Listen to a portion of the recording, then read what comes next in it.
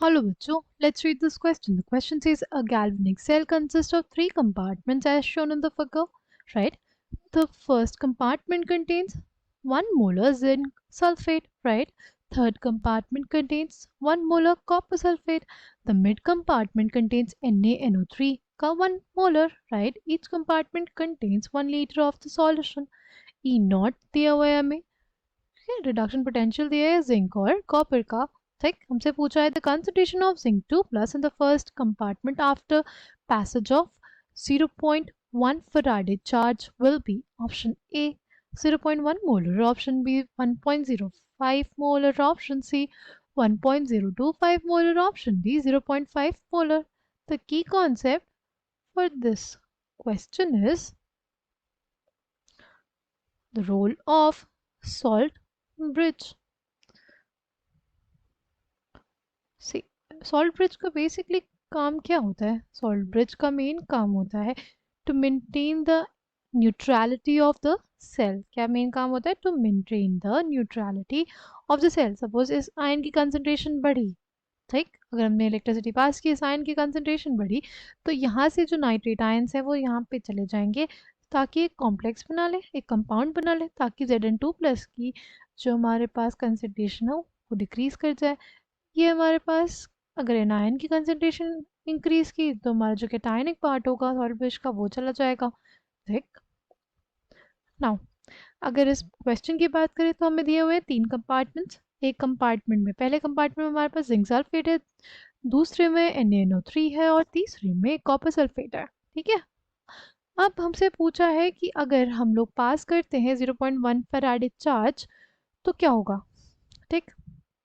सी पहली चीज़ हमारे पास जिंक किस पे, एनोड पे. एनोड पे क्या होता है? ऑक्सीडेशन होता है, ठीक. जिंक कहाँ पे हमारे पास? एनोड पे है और एनोड पे ऑक्सीडेशन होता है ना. Now 1 mole of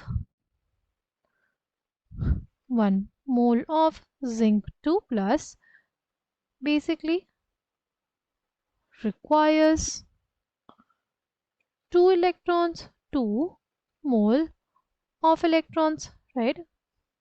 Requires 2 moles of electrons for formation, right? 1 mole zinc 2+ के फॉर्मेशन के लिए 2 मोल ऑफ इलेक्ट्रॉन्स रिक्वायर्ड होते हैं, राइट. और एक इलेक्ट्रॉन का चार्ज हमारे पास कितना होता है? वो होता है 1.6 इंटू 10⁻⁻19 कूलम, ठीक. और एक मोल इलेक्ट्रॉन्स कितने, 1 मोल इलेक्ट्रॉन्स कितने हो जाएंगे? हो जाएंगे 6.022 इंटू 10⁻23 मोल इनवर्स, ठीक है. तो अगर 2 मोल इलेक्ट्रॉन्स होंगे तो उनके ऊपर ओवरऑल ऑल चार्ज कितना हो जाता है?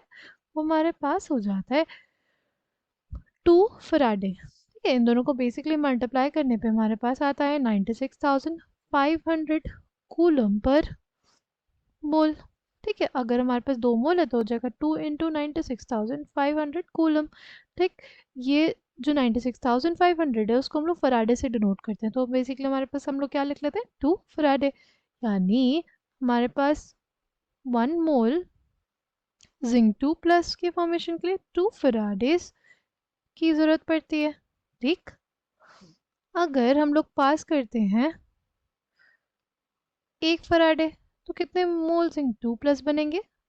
तो हमारे पास बन जाएंगे 0.5 मोल्स ऑफ जिंक 2+. अगर हम लोग पास करेंगे 0.1 फराडे तो कितना जिंक प्लस बनेगा? हमारे पास जिंक 2+ कितना बन जाएगा? हो जाएगा half into 0.1 mole of zinc 2+, है ना.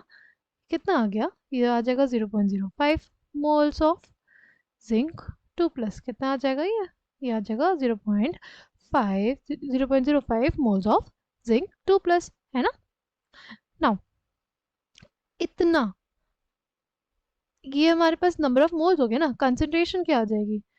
कंसंट्रेशन हमारे पास आ जाएगी मोल्स बाय वॉल्यूम. वॉल्यूम कितना है? 1 लीटर. यानी हमारे पास जो जिंक 2+ की कंसंट्रेशन है वो हमारे फर्स्ट कंपार्टमेंट में कितनी हो जाएगी? पहले 1 मोलर थी, ठीक. और अगर हमने 0.1 फराडे चार्ज को पास किया तो 0.05 मोलर और बढ़ गई, ठीक है।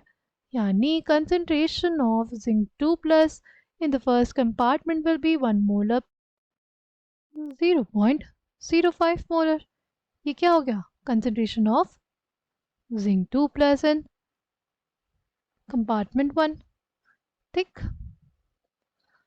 अच्छा, अगर हमारे पास जिंक 2 प्लस की कंसंट्रेशन बढ़ गई, अगर जिंक 2 प्लस की कंसंट्रेशन बढ़ गई, तो मैंने बताया ना अगर कंसंट्रेशन बढ़ती है केटायन की तो हमारे पास रोल आ जाता है किसका, सॉल्ट ब्रिज का। सॉल्ट ब्रिज का हमारे पास यहाँ पे कौन सा पार्ट, जो एनायनिक पार्ट होगा वो इधर मूव कर जाएगा, ठीक है।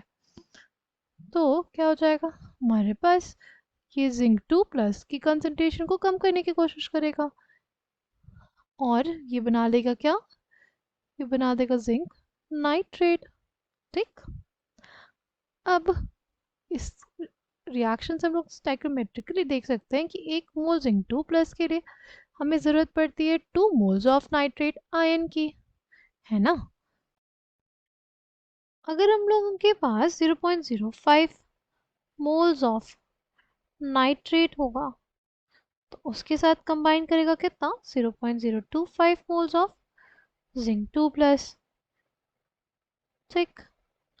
तो ये 0.025 moles of zinc 2 plus combine कर जाएगा, यानी जो कंपार्टमेंट 1 है उसमें से इतनी जो 0.025 मोल बाय 1 लीटर यानी 0.025 मोलर कंसंट्रेशन बेसिकली हमारे पास कम हो जाएगी।